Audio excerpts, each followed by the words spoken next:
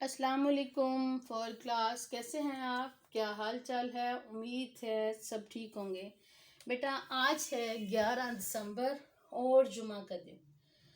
آپ سب جانتے ہیں کہ جمعے کے دن کی ہماری زندگی میں کیا اہمیت ہے۔ جمعہ جو ہے عید کا مشابہ ہے، عید کی طرح ہے کہ اس دن ہمیں کیا کیا کچھ کرنا ہوتا ہے، اور جو شخص جمعہ کی نماز کے لیے سب سے پہلے جائے، سب سے پہلے جا کر بیٹھے، تو اس کا ثواب اتنا ہے روزے کا اور قیام کا، جو کہ ہم لیلۃ القدر میں عبادتیں کرتے ہیں، اس کا ثواب اتنا ہے۔ آپ نے اس بات کا خاص خیال رکھنا ہے کہ جمعہ کی نماز کے لیے فوراً تیار ہوں، کوئی بھی کام کر رہے ہوں اس کو چھوڑ دیں اور جمعے کی نماز میں سب سے پہلے جائیں۔ یہ نہ ہو کہ آخری رکعت جا کے پکڑیں اور عین ٹائم پہ جائیں۔ عین ٹائم پہ جانے کا کوئی فائدہ نہیں، صرف آپ نے خانہ پوری کی۔ تو آئندہ مجھے امید ہے کہ آپ اس بات کا خاص خیال رکھیں گے، اور اب مجھے یہ بھی امید ہے کہ آپ سب نے ابھی تک درود شریف پڑھ لیا ہوگا۔ ٹھیک ہے، اب ہم اپنے باقاعدہ سبق کی طرف آتے ہیں۔ بسم اللہ الرحمن الرحیم۔ سبق ہے ہمارا صفائی نصف ایمان ہے۔ تو بیٹا ہم اس سبق میں بڑی خاص چیزیں ہم نے پڑھی۔ ہم نے صفائی جیسی اہم چیز کو دیکھا جس کا اپنانا ہر مومن انسان کے لیے لازم و ملزوم ہے۔ اگر وہ اپنے آپ صفائی کا انتخاب کرتا ہے تو وہ بہت اچھا ہے، بہت ساری برائیوں، بہت سارے معاملات سے بچ جاتا ہے۔ ٹھیک ہے، اس کے بعد ہم نے جملہ بنانا سیکھا کہ جملہ بہت سارے الفاظ کا مجموعہ ہوتا ہے۔ ایک لفظ ہوتا ہے، اس کے بعد دوسرا لفظ ملتا ہے، تیسرا ملتا ہے، تو مجموعہ بن کر ایک جملہ ہمارے پاس آ جاتا ہے۔ ٹھیک ہے، اس کے بعد ہم نے اسم صفت اور موصوف دیکھا۔ اسم صفت کیا ہے؟ کسی لفظ کی اچھائی، برائی، خوبی، خامی، مقدار، تعداد کے لحاظ سے۔ اور موصوف کیا ہے؟ کسی اسم کی اچھائی، برائی، مقدار یا حالت کو ظاہر کرنا۔ ٹھیک ہے، اس کے بعد ہم نے پڑھا کلمہ کی اقسام، اسم، فعل، حرف۔ ٹھیک ہے، اب ہمارا آج کے سبق کا عنوان ہے مذکر مؤنث۔ تو بیٹا مذکر اور مؤنث کیا چیزیں ہیں؟ ٹھیک ہے، مذکر مؤنث رشتوں کے مذکر مؤنث، الفاظ کے مذکر مؤنث۔ رشتوں کے مذکر مؤنث جو ہوتے ہیں وہ حقیقی مذکر مؤنث ہوتے ہیں، اور جو الفاظ کے ہوتے ہیں وہ غیر حقیقی مذکر مؤنث ہوتے ہیں، اور ان کو تذکیر و تانیث بھی کہتے ہیں۔ ٹھیک ہے، رشتوں کے مذکر مؤنث حقیقی مؤنث، الفاظ کے مذکر مؤنث غیر حقیقی مؤنث، اور اس کو تذکیر و تانیث بھی کہتے ہیں۔ یہ ایک جنس ہوتی ہے جس میں مذکر مؤنث، مذکر میں نر اسم یعنی مرد کوئی بھی جاندار، ٹھیک ہے، اور مؤنث مادہ اسم۔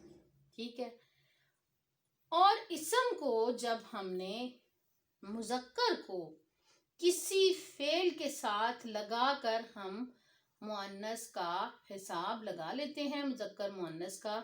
مؤنث کی کچھ مثالیں ہیں کہ آپ کے پاس اس کی کچھ نشانیاں دے دی جاتی ہیں، جس میں یہ الف، نون، تے، ٹے، سین، یہ 95% جو ہوتے ہیں یہ مؤنث ہوتے ہیں، کہ یہ جس لفظ کے اینڈ پہ آئیں، جس طرح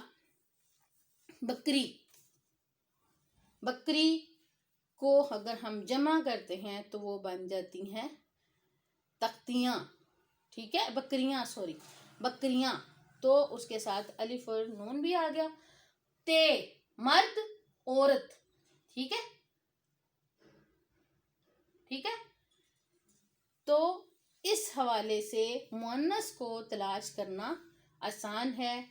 بے جان چیزوں میں کبھی کبھی بے جان چیزیں جو ہوتی ہیں ان میں آخر پر الف آ جاتا ہے۔ یہ فقرے کی جملے کی نوعیت سے ہم اس کو حل کرتے ہیں، جس طرح شفا اور ہوا۔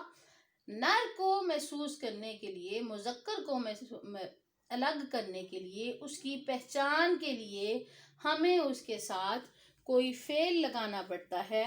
پھر ہم اس کا اندازہ لگا سکتے ہیں کہ یہ فقرہ مؤنث ہے یا مذکر ہے، جس طرح یہ سڑک لاہور کو جاتی ہے، تو سڑک لاہور کو جاتی ہے، لاہور کو جاتی ہے، یہ ہمیں مؤنث کی سینس دے رہی ہے۔ یہ دہی کھٹا ہے، کھٹا جو ہے ٹے کے ساتھ الف آ گیا تو وہ یہاں دہی کھٹی نہیں ہوتی، دہی کھٹا ہوتا ہے، تو اس کے ساتھ یہ ہمیں ظاہر کرے گا کہ یہ فقرہ مذکر کا ہے۔ ٹھیک ہے، اب ہماری کتاب کے اوپر کچھ مؤنث ہیں جس کو ہم نے لکھنا ہے، جو کہ صفحہ نمبر 21 پر 121 پر سوال نمبر ہمارے پاس 6 ہے، جس کو ہم نے مکمل کرنا ہے۔ تو بیٹا اس کا طریقہ کار کچھ اس طرح ہے۔ ٹھیک ہے، ابا، اماں، ٹھیک ہے، وہی الف اور نون کا اضافہ ہو گیا۔ باپ، ماں، جس طرح ہم نے رشتوں کے مؤنث کا جانا۔ بندہ، بندی، یہ بھی اسی سینس میں آ گیا رشتوں میں۔ استاد، استانی، یہ بھی اسی میں آ گیا۔ ماموں، ممانی، یہ بھی اسی میں۔ پھپھا، پھوپھی، چچا، چچی، دلہا، دلہن،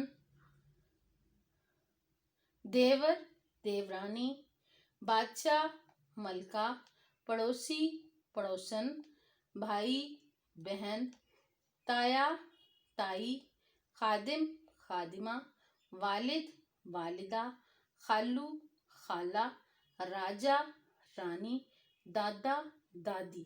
تو بیٹا آپ نے دیکھا یہ جتنے بھی ہم نے مذکر اور مؤنث کیے ہیں، یہ ہمارے پاس رشتوں کے مذکر اور مؤنث ہیں۔ ٹھیک ہے، اس میں غیر حقیقی مذکر اور مؤنث نہیں آیا۔ ٹھیک ہے، تو ہم اس سبق کو سیکھیں گے کہ ہمیں کیا پہچان رکھنی ہے کہ مذکر اور مؤنث کو تلاش کرنے کے لیے اس کے ساتھ فعل لگایا جاتا ہے۔ فعل لگانے سے ہمیں نیا لفظ مذکر اور مؤنث مل جاتا ہے۔ ٹھیک ہے، اور ویسے مؤنث کی پہچان ہمارے پاس کیا ہے کہ جس لفظ کے مؤنث کی پہچان کرنی اصل میں آسان ہے کہ ہم کسی بھی فقرے کو دیکھ لیں تو ہمیں یہ پتہ چل جاتا ہے کہ یہ لفظ مؤنث کا ہے، جس کے آخر پہ یہ ہو، الف ہو، نون ہو، تے ہو، ٹے ہو، سین ہو، تو 95% ہمارے پاس یہ جواز ہوتا ہے کہ ہم اس چیز کو مؤنث جج کر سکتے ہیں۔ تو مذکر کے لیے ہمیں لفظ کے ساتھ فعل لگانا پڑتا ہے، پھر ہمیں سمجھ آئے گی کہ یہ لفظ مؤنث کا ہے یا یہ فقرہ مذکر کا ہے یا مؤنث کا ہے۔ ٹھیک ہے، اپنی کتاب کا صفحہ نمبر 121 پر کیا گیا کام، سوال نمبر 6 اپنے کتاب کے اوپر ہی حل کرنا ہے۔ اس کے علاوہ آپ کو کوئی کام، کسی بات کو سمجھ نہ آئے تو میرا بیٹا بلا دھڑک آپ پوچھ سکتے ہیں۔ اس کے ابھی تک ہم نے سوال 1 تا 6 کیے ہیں، اس کا ہم پیر کو ٹیسٹ لیں گے۔ ٹھیک ہے، آپ نے اس کی چھوٹی چھوٹی چیزیں ہیں جن کو ہم ایک دفعہ دہرا لیں تو زیادہ بہتر ہے۔ ٹھیک ہے، اللہ حافظ، اپنا بہت خیال رکھیے گا۔